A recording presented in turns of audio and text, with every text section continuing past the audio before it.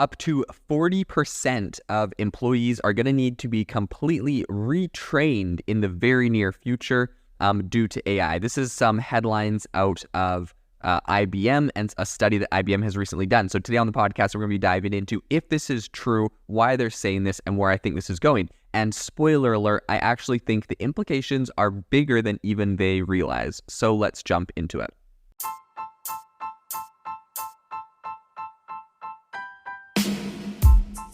Welcome to the AI Chat Podcast. I'm your host, Jaden Schaefer. Every day, I break down AI news, interview guests, and explain the implications of AI in your life and business. Make sure that you go to aibox.ai, link in the show notes, to join the waitlist for our new AI platform. We're going to be launching an incredible platform that allows you to build anything you want with workflows in AI. So you're able to chain together ChatGPT and image generators and audio generators to make really powerful apps for your organization, or you can host them on our marketplace and actually generate royalties from them. So make sure to go to aibox.ai and join the waitlist.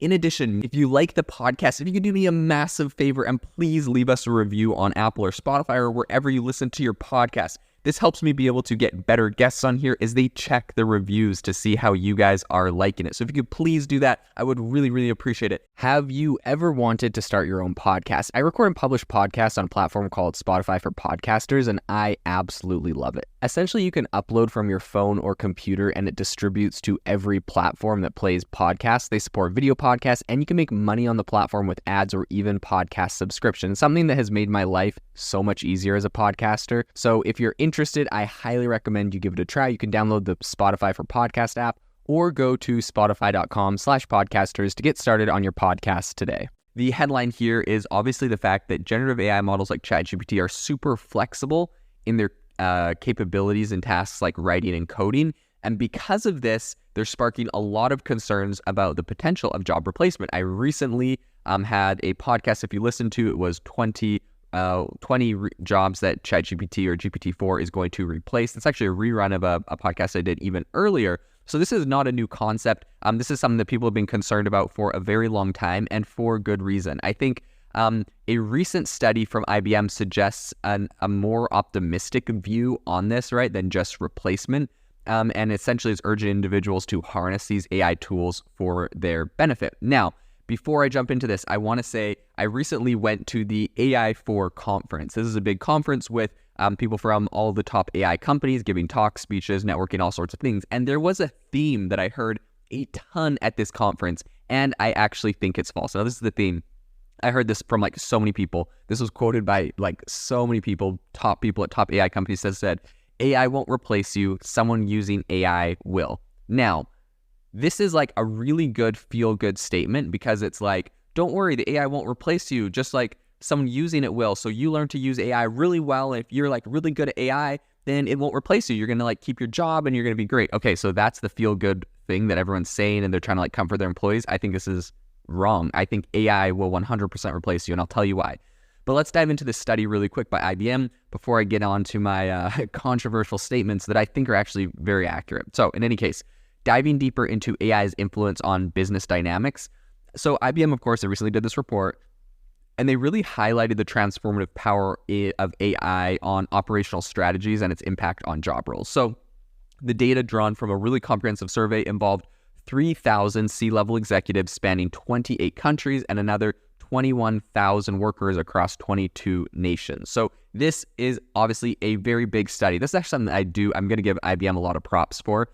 Is the fact that they did a study with a lot of people, right? 21,000 workers, 3,000 C-level executives. I see so many studies where it's Bloomberg News surveyed 200 professionals, and I'm come on, that is the smallest sample size ever. In any case, from the study, they offer a lot of insights into the evolving workplace landscape. While changing is obviously inevitable with all this new tech, it isn't necessarily negative.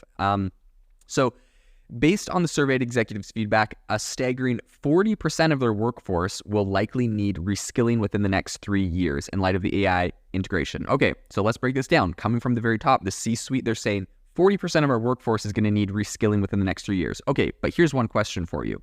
Why? Okay, well, the AI is faster and better, and so you need your 40% of your employees could be augmented with AI in the next 3 years. Okay, but what happens? We've seen the rate of acceleration on AI. It's happening very rapidly. What happens in 3 years when you hit this 40% mark, let's say, when the AI is actually able to completely do that job? Are you going to reskill your workers, or are you going to say, ooh, gee, these 40% that are kind of at risk right now, actually, we could just replace them?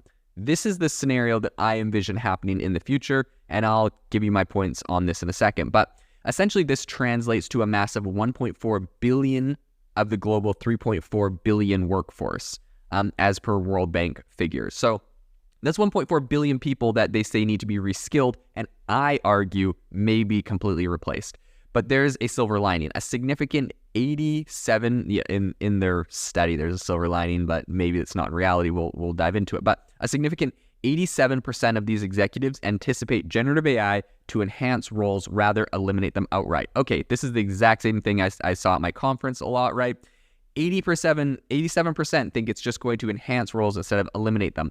Why are they saying this? They're the C-suite executives. They don't want to scare their company, all their employees, to say you're going to get replaced. They don't want to be fear-mongering. They want to say, no, it's going to be all good. But if it comes to a pinch where their company is on the verge of bankruptcy and they have the option of firing 40% of their workers, replacing them with AI, and staying in business, they're going to make that call. Like, I promise you, they're going to make that call on the verge of bankruptcy. That's what's going to happen. And right now, going into potentially a recessionary period, we still have quantitative tightening. Like, we're already seeing a lot of people cutting costs for a lot of reasons. This is something that you're hearing across all industries. I think it's going to be bigger than people expect. And I'm not trying to be here fear-mongering or, raising this alarm and being an alarmist. I really am just saying this because I want to be a realist, and I want people to understand where this goes and to be prepared for it. I don't want this to blindside anybody. So while the C-suite executives can pay a rose-colored kind of picture of, you can all be reskilled, which I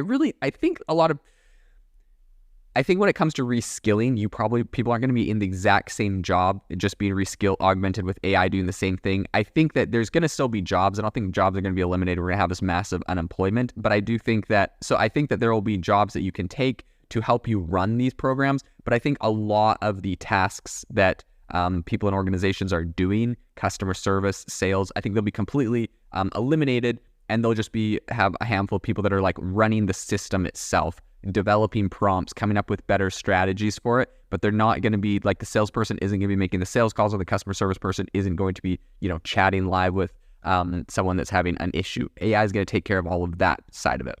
So jumping into the nuances of the whole IBM research, it's actually the IBM's IBV research, and it points out that tech-savvy adopters who effectively navigate technology-driven job changes witness an average revenue growth rate of 15%. So more interestingly, those zoning in on AI capabilities enjoy a 36% higher revenue growth rate compared to their counterparts. Now, why would that be? Let's be a little skeptical for a second, right? If you're zoning in on AI capabilities, like they say, so you specialize in AI capabilities and you're seeing a 36% higher revenue growth rate, why is that? Probably because you're eliminating costs. So if you're an employee, you're getting a raise because you're essentially eliminating other jobs, augmenting with AI, and now you get a raise. Or if you're a company that's just diving into AI more, you're able to essentially eliminate employees, become more profitable, and integrate more with AI. So this, like, AI boosts your salary, yeah, it does, but the money's coming from somewhere. Now, is that bad? Let's say those laid off employees go start their own company, or go join a new startup, or go do a new thing, and they add to the global GDP, and now we have twice as many companies in America or any country producing twice as much stuff. So overall, the global standard of living could increase under this scenario. I'm not saying that it's bad. I'm just saying, that revenue, that money, it comes from somewhere, and I just don't see. I think AI is going to automate a lot more than people are giving it credit for. And yeah, I'll just leave it at that. So simplifying this, IBM's report states, quote, AI won't replace people, but people who use AI will replace people who don't, right? Okay, this is straight out of IBM. Honestly, I may have talked to someone at IBM at the AI4 conference. I talked to a handful of them that said something like verbatim for that. So maybe that's where this comes from. In any case, a noteworthy shift in these skills in the skills landscape is pretty evident as well. Technological proficiencies once held in high regard, like STEM expertise, which reigned supreme, back in 2016, have since seen a demotion in priority by 2023. So why is the change? Tools like ChatGPT empower users to achieve more, even with a lesser technical background, as this report obviously points out. So as 2023 rolls in, soft skills are, kind of claiming the spotlight. Attributes like team management, effective team collaboration, communication, adaptability to change. All of these have really surged to the forefront and are earmarked as the most sought after competencies in the workforce today. And that is because, people are trying to get beyond just essentially what it is. People call it a skill, but really what it is people are trying to move beyond knowing a specific tactic. So a tactic for marketing might be writing a lot of articles, right? A lot of these, like what I call tactics, are going to be replaced by AI and automated. Now, the last thing I want to bring up is I saw really interesting, if you follow me on LinkedIn, if you don't follow me on LinkedIn, I'm Jaden Schaefer, but I recently reposted a video on LinkedIn, which essentially this just furthers my point, but essentially was this janitorial robot. Is kind of cool. It's this little machine, like janitorial cart looking thing, and it drives up to the bathroom door. It has a robot arm, opens the bathroom door, goes inside the bathroom door, lifts up the bathroom toilet with its arm, sprays the whole thing down, wipes it, pulls out a mop, wipes the bathroom. Like, it's a janitor robot, and it cleans the entire bathroom perfectly.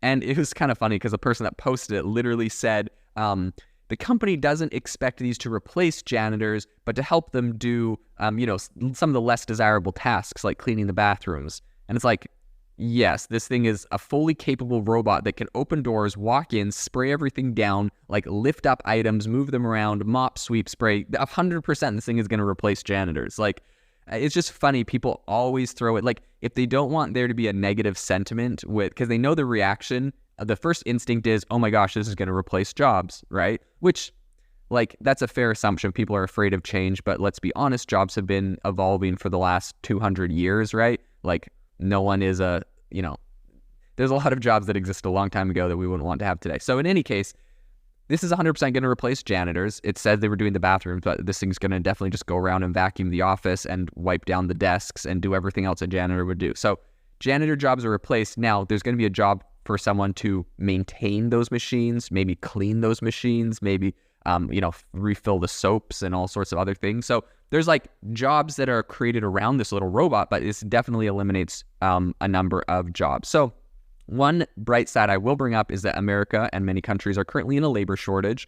And I actually think this is because we've created so many industries and companies. I know many, many people that are struggling even now to find people hiring for jobs. So I believe that some level of automation isn't necessarily bad. And in addition, I think that a lot of people have a lot of philosophical conversations around this and what happens when jobs leave. But I think ambitious people, if you work hard, you're going to have the option to work and do something you love. But I do think it's fair to just know that there is change in the air and the AI is automating a lot of jobs. And I'm not going to sugarcoat that. I'm telling you exactly what as I think it is. I'm not going to be one of the people that says, don't worry, AI is not going to replace jobs. It 100% will. So now the question is, like, what are you going to do about that? This episode is brought to you by Shopify. Forget the frustration of picking commerce platforms when you switch your business to Shopify, the global commerce platform that supercharges your selling wherever you sell. With Shopify, you'll harness the same intuitive features, trusted apps, and powerful analytics used by the world's leading brands. Sign up today for your $1 per month trial period at shopify.com/tech, all lowercase. That's shopify.com/tech. TIAA is on a mission. Why? Because 54% of Black Americans don't have enough savings to retire. So in collaboration with big-name artists like Wyclef Jean, TIAA released Paper Right, new music inspiring a new financial future. With 100% of streaming sales going to a nonprofit that teaches students how to invest. Stream Paper Right now and help close the gap.